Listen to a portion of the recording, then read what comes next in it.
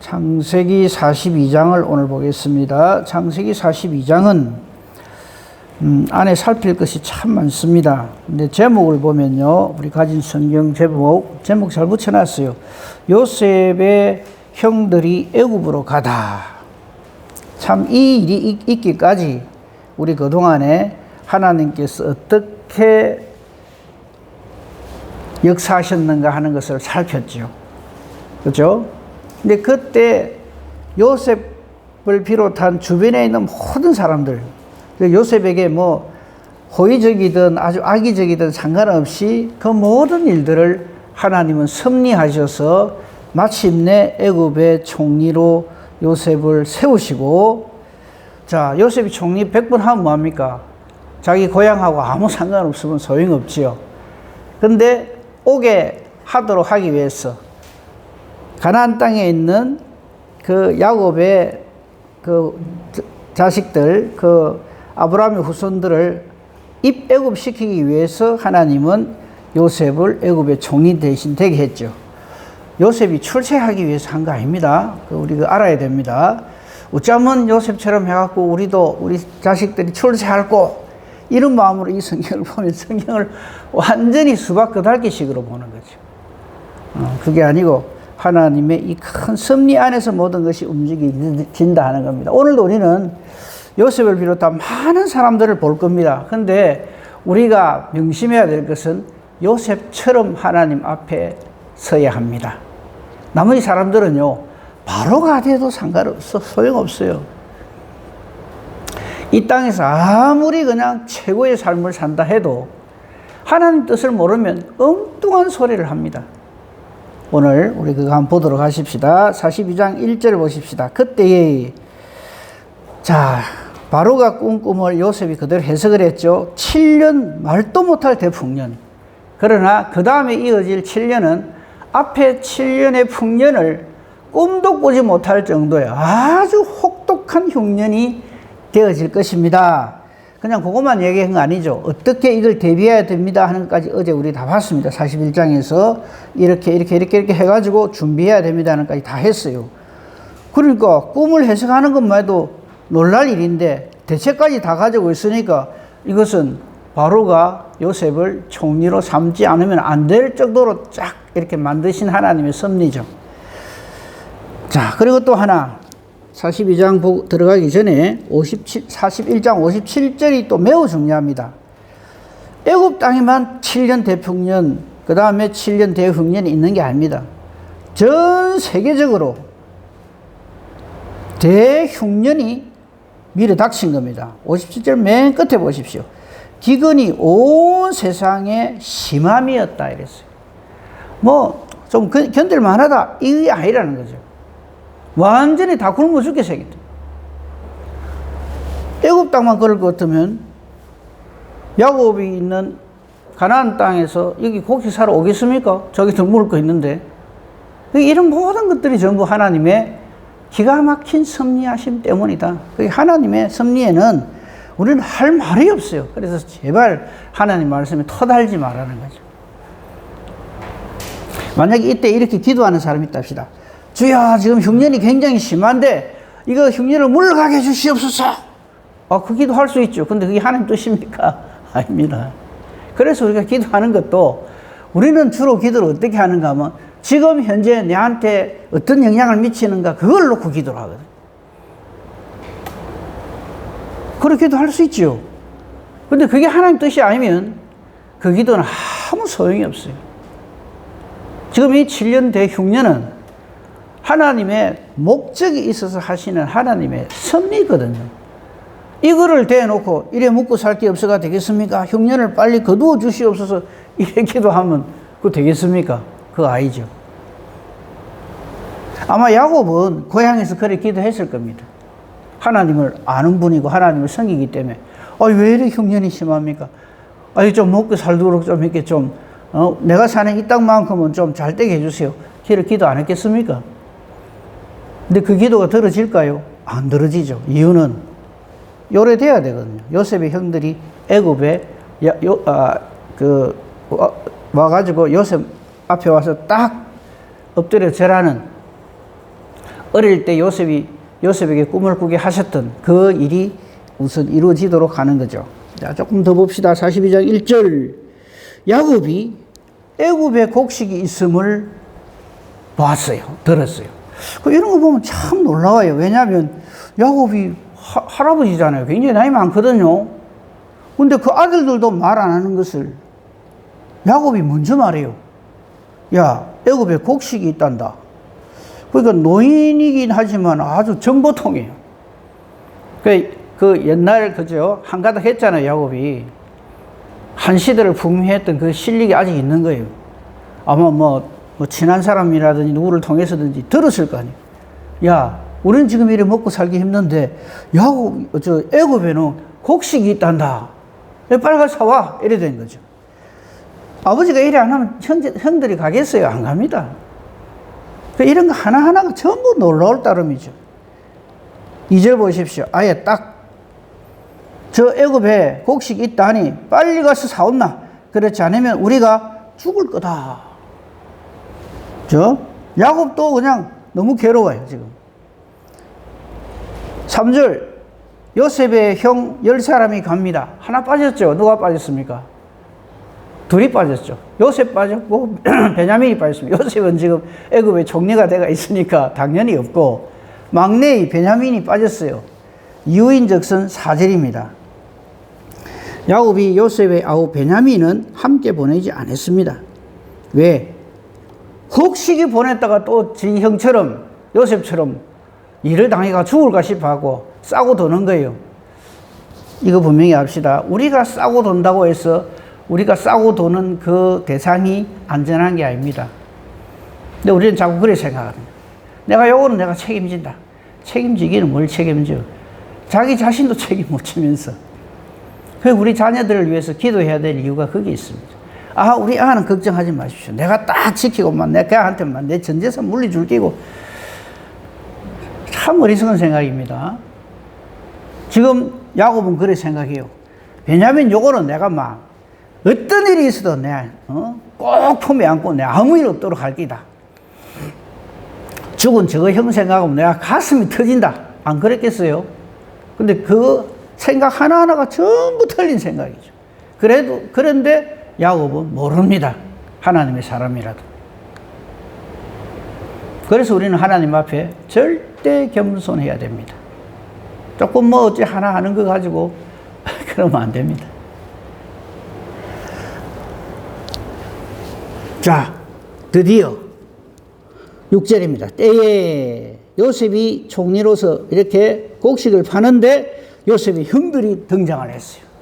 딱 보는 순간 요셉은 알죠. 다른 사람 아무도 못 알아봅니다. 7절. 우리는 어릴 적에 이거 볼 적에는 재밌다 신난다 이랬어요. 아주 드라마틱하거든요. 요셉은 자기가 총리 되시는 걸 딱 숨기고 형들한테 요래하고 형들은 몰라가 쩔쩔매고 그 드라마에 심취가 이 내용의 심취가 그러는데 여기는 다 이유가 있습니다. 한번 봅시다. 7절. 요셉이 보고 형들인 줄 알죠? 왜 모르겠어요?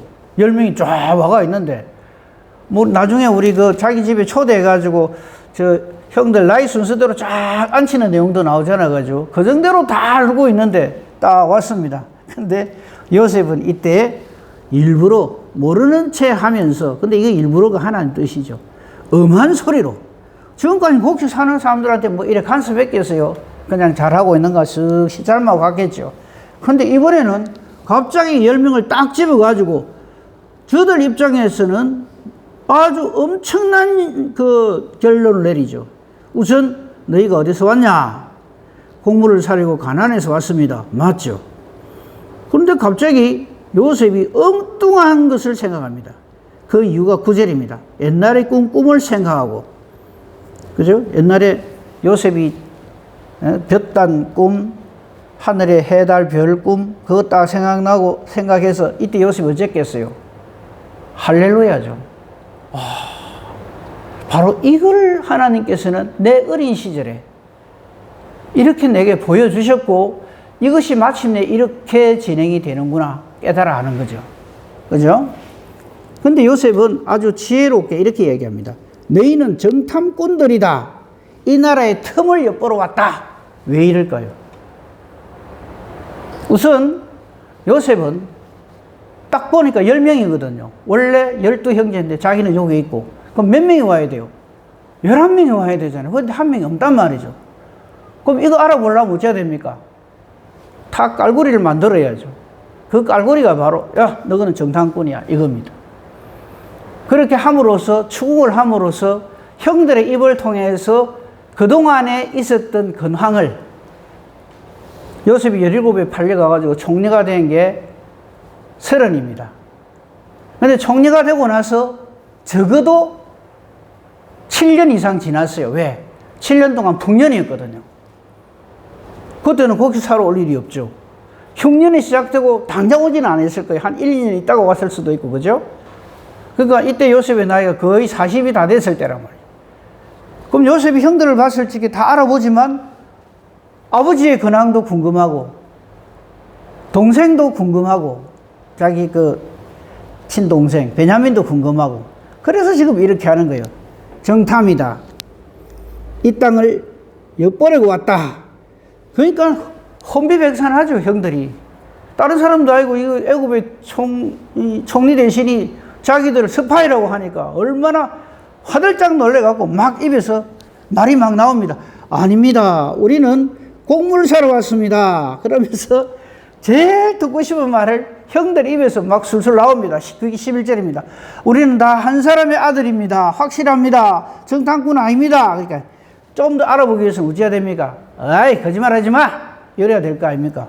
그게 12절입니다. 아니다! 너는 이 나라 틈 엿보러 왔다! 이러니까 형들 입에서 막 터져 나오기 시작하는 거예요. 근데 그게 참 재밌습니다. 13절 보십시오.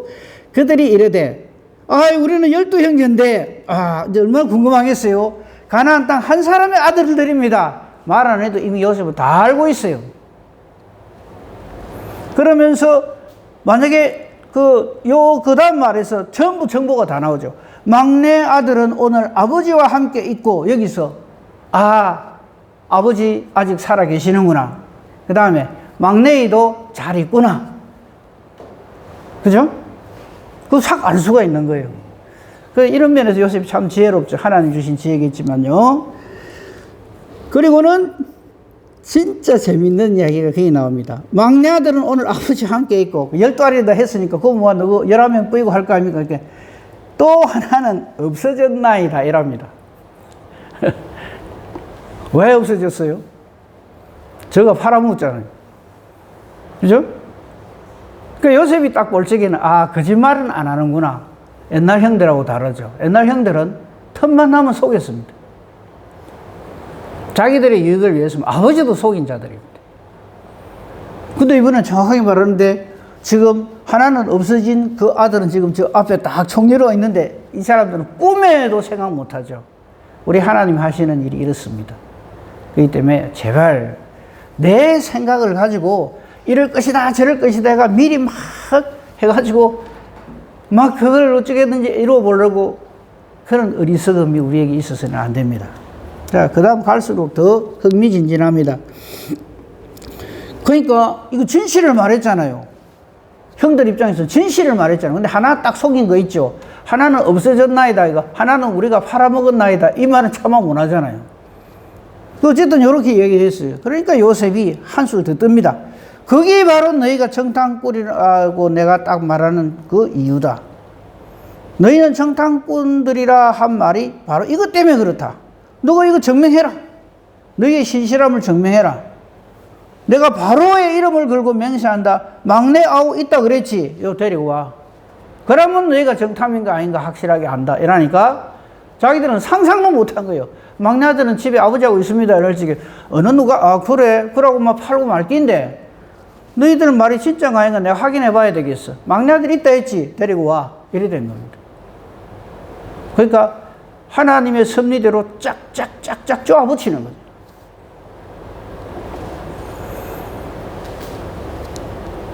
그렇다고 이걸 가지고 무한정 곡식 안 줄 수는 없잖아요. 먹고 살아야 되니까. 16절 요셉이 아주 꼼짝 못할 제의를 합니다. 너희 중에 하나를 보내어 너희 아우를 지금 데려오게 하고 너희는 갇혀 있으라. 처음에 그렇게 해요. 왜 이렇게 하느냐 하면요, 이게 지금 형들을 테스트하는 거예요. 형들이 지금 준비가 돼 있나 안 돼 있나. 이전처럼 서로 자기 이득에만 그 하는지, 아니면은 정말 하나님께서 그 예비하셔서 이들을 하나님의 사람들로 준비되어 있는지 그걸 지금 알아보는 시간이에요. 그게 16절입니다. 내가 너희의 말을 시험해서 진실이 있는지 볼 것이다. 만약에 내 말대로 안 하면 너희는 정탐꾼들이다 하고는 3일을 가다 놔요. 이 3일 동안에 저들 가운데 논쟁이 벌어지겠죠. 이걸 보는 거예요. 딱 가다 놓는 거예요. 처음에 이 요셉이 제안한 거는요, 한 명이 가서 베냐민 데리고 온나 이거였어요. 아주 엄하게. 그 3일 동안 요셉은 이 형들을 관찰하는 거죠. 18절을 오해하시면 안 됩니다. 어제도 말씀드렸는데 사흘이 지났습니다. 요셉이 그들에게 이르되 나는 하나님을 경외하노니 이래요. 아니 무슨 애굽의 총리 대신이 여호와 하나님을 경외해요. 그러므로 여기서 말하는 하나님은 나는 신을 믿는 사람이다 이 말이지, 나는 너희가 믿는 그 여호와 하나님을 나도 믿는다 이렇게 해석하면 안 됩니다. 그러면 말도 안 되지요. 애굽의 총리가 무슨 여호와 하나님을 알아요. 물론 우리의 이 애굽의 총리인 요셉은 정말 여호와 하나님을 경외하죠. 그런데 요셉이 이렇게 말을 합니다. 나는 하나님 즉 신을 섬기는 사람이다. 너희는 이것이 하여서 생명을 보잖아. 내가 그렇게 막대 먹은 사람 아니다. 나는 너희들이 진실하기만 하면 너희 말을 믿고 너희에게 곡식을 판다 이런 뜻입니다. 그러니까 딱 알아듣죠. 너희가 확실한 자들이면 한 사람만 옥에 갇히고 나머지는 빨리 가서 곡식을 가지고 가서 집안의 굶주림을 구해라. 그런데 20절 또 하나 탁 고리가 있죠. 막내 아우 데리고 와라. 그러면 너희가 죽지 않고 될 것이다.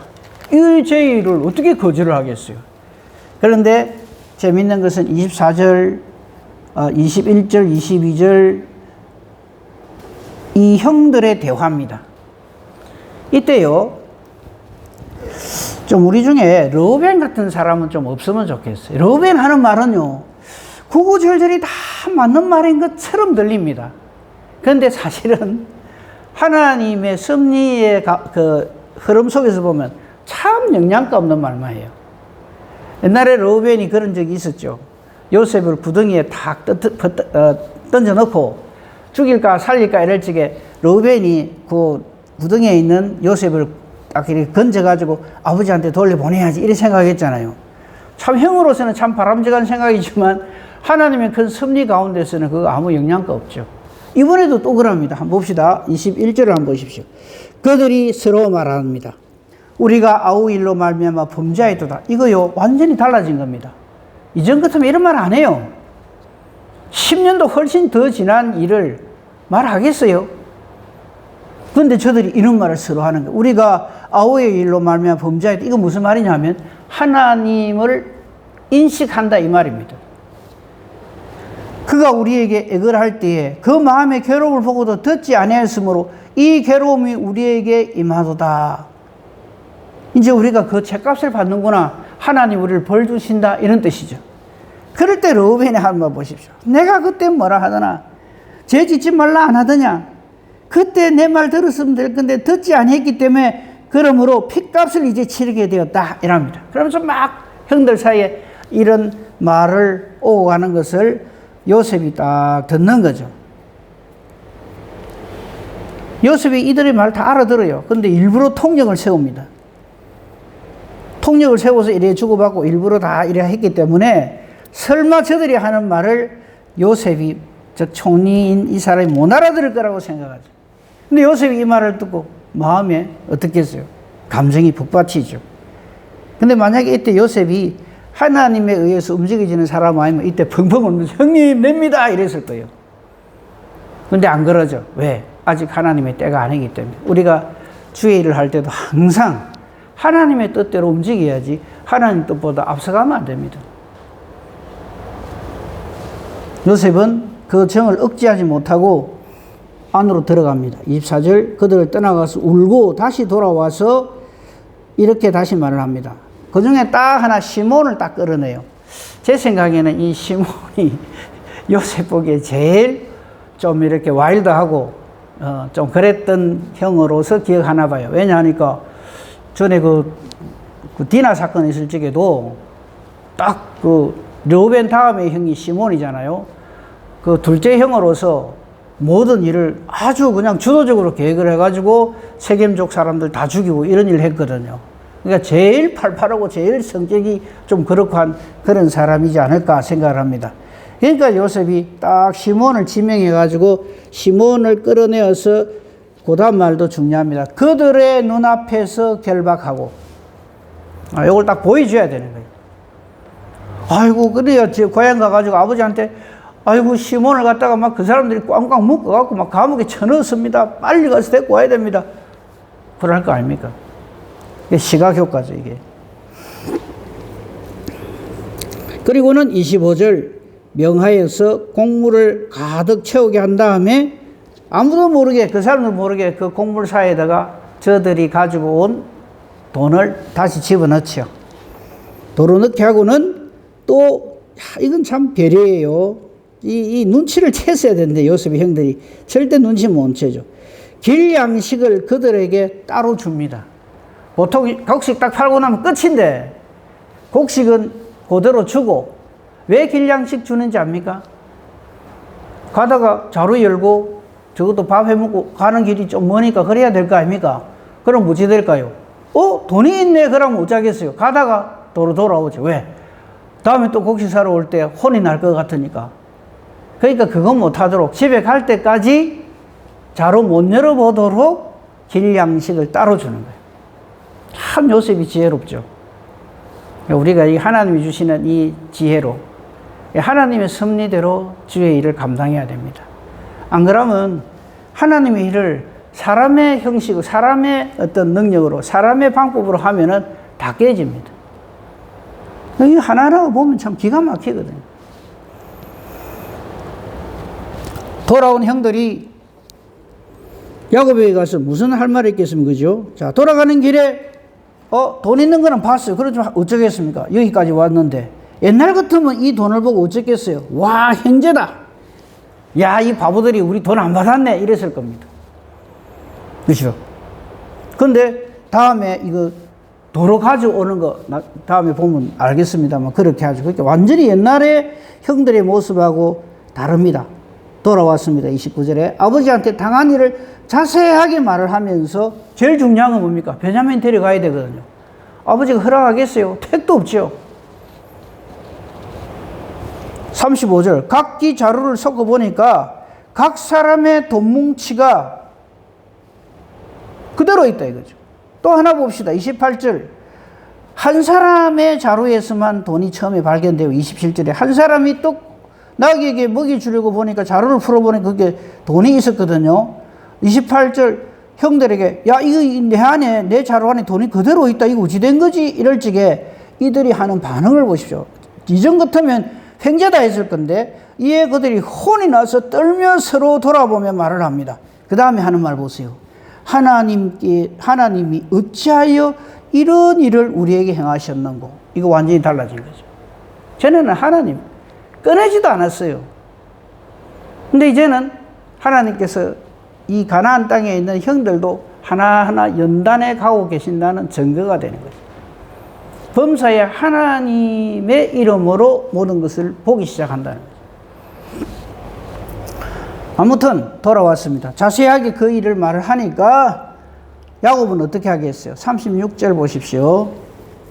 그들의 아버지 야곱, 이 야곱이 누굽니까? 아브라함의 하나님, 이삭의 하나님, 야곱의 하나님, 그거 야곱이잖아요.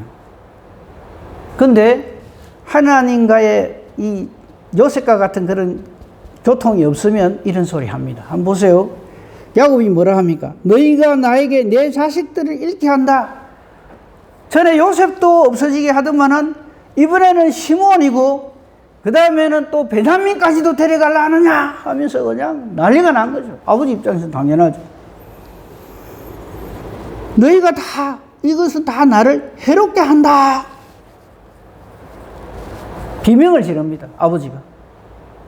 근데 우리는 알죠. 아니요. 이게 입 애국이거든요. 이게 지금 하나님의 큰 섭리하에서 애굽에 들어가는 과정이거든요. 이 하나님 섭리를 모르면 최고의 믿음인 사람 야곱이라도 요렇게 비명을 지르는 거예요. 나 죽겠다고. 우리에게도 마찬가지입니다. 혹 지금 내게 참 힘들고 괴롭고 어려운 일이 있을 수 있죠. 그럴 때 우리는 요것만 없애주세요 라는 기도보다도 이것을 통해서 하나님이 하실 일을 저에게 보여주십시오. 이렇게 기도하는 것이 더 합당하죠. 우리의 기도가 그래서 달라져야 됩니다. 전에는 내 중심의 기도, 나밖에 모르는 기도였다면 이제는 하나님의 뜻 안에서 이 모든 일들을 놓고 기도를 해야 됩니다. 야곱은 이 당시로서는 아니 이것들이 말이지 갔다 오기만 하면 하나씩 없어져. 전에는 요셉이 없어지더니 이번에는 시몬을 놔놓고 오더니 다음에는 베냐민을 데리고 가야 된다. 어느 아버지가 그래라 하겠어요.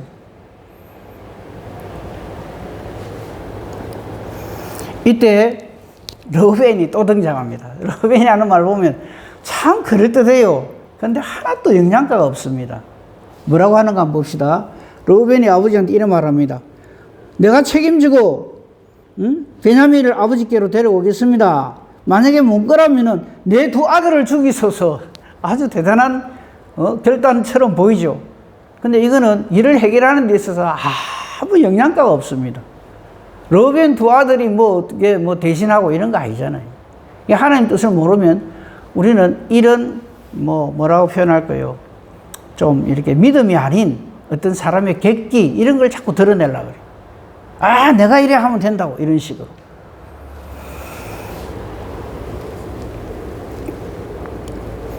르우벤이 이 말에 대해서 야곱은 이렇게 말을 합니다. 아무 그게 위로가 되지도 않고 해결책도 아닌 거죠. 내 아들은 너희와 함께 내려가지 못한다. 베냐민 절대 못 데려간다. 이러고 버티는 거죠. 어떻게 이거 사온 거 가지고 버티다 보면은 흉년이 안 끝나겠나? 이런 거죠. 근데 야곱은 이 당시에 너무너무 괴롭고 힘들어요. 이렇게 말을 하죠. 그의 형은 죽고, 그죠? 베냐민의 형, 즉 요셉은 죽고, 이 막내만 남았다. 참, 이 모든 일들이 참 내게는 너무 괴롭다. 맨 끝에 보십시오. 너희가 내 흰머리를 슬퍼하며 스올로 내려가게 한다. 내 마지막 죽는 날까지 참 나는 너무너무 힘들고 괴롭다. 이런 말을 해요. 우리도 지금 이런 삶을 살 수 있습니다. 너무너무 괴롭고 힘들다. 왜 내게 이런 일이 일어나나? 너무 괴롭다. 정말 살고 싶지도 않다. 이런 일들이 벌어집니다. 하지만 이 모든 것들은 전부 뭡니까? 하나님의 크고 놀라운 섭리하에서 일어나는 일들입니다. 하나님 우리를 나보다 나를 더 잘 아시고 나보다 나를 더 사랑하십니다. 이 큰 섭리 가운데서 이런 일들을 우리에게 일어나게 합니다.